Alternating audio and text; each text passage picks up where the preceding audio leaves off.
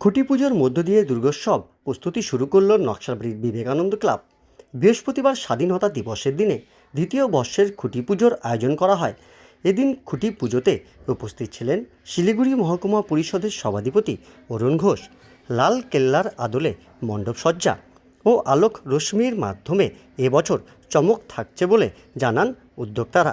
সঙ্গে থাকছে স্থানীয় বিভিন্ন শিল্পীদের নিয়ে অনুষ্ঠান। তৃতীয়ার দিনে মূর্তি নিয়ে র্যালি থাকবে এবং বাকি দিনগুলোতে একাধিক কর্মসূচি পালন করা হবে বলে জানান উদ্যোক্তারা। গত বছর সাড়া ফেলেছিল এই পুজো, এবছর আরও ভালোভাবে পুজো হবে মত সভাধিপতির। লালকিল্লা পুরো আলোকসজ্জা পূর্ণ একদম আলোকময় পরিবেশ তৈরি করা হবে। এখানে বাজেট করা আমাদের প্রায় 17 লাখ টাকার মতো। তো লাইটিংয়েই আমাদের প্যান্ডেলেই থাকবে প্রায় 5 লাখ টাকার মতো, আর বাকি রাস্তায় আলাদা। আমাদের দূরত্বটা অনেক বেশি, আর এটা আমাদের দ্বিতীয় বর্ষের পুজো।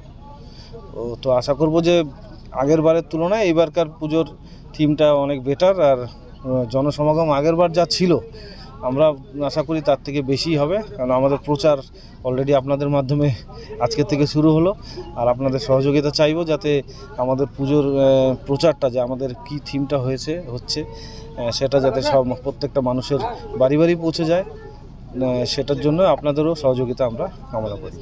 প্রথমেই আজকে 15ই আগস্ট স্বাধীনতা দিবস, সকলকে শুভেচ্ছা অভিনন্দন আমাদের স্বাধীনতা দিবসের। আজকে আমরা উপস্থিত হয়েছি আমাদের বিবেকানন্দ ক্লাব নকশালবাড়ি দক্ষিণ কটিয়াতে।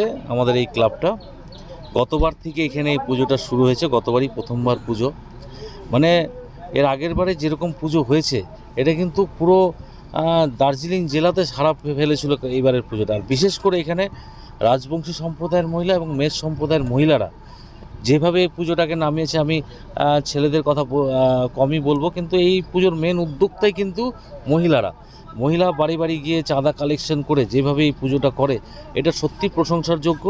আমরা চেষ্টা করব ওদেরকে যতটা সহযোগিতা করার।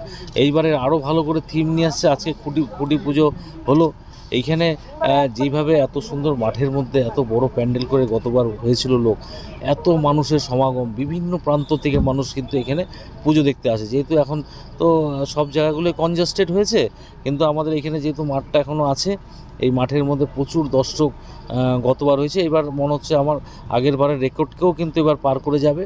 তো আশা করব এবং দুর্গা মায়ের কাছে চাইব যাতে এই পুজোটা ভালো করে পারুক, এখানকার সকলে স্বাচ্ছন্দ্যে সুখে থাক এবং পুজোটা যাতে ভালো করে আমরা সম্পন্ন করতে পারি। আমরা প্রত্যেকের কাছে আবেদন রাখবো, আপনারা সবাই আসুন, এখানে পুজো উপভোগ করুন এবং এখানকার যে মহিলা পরিচালিত এটা পুজো আমরা বলতে পারি, এই পুজোটাকে সার্বিক সবাই সার্থক করুন।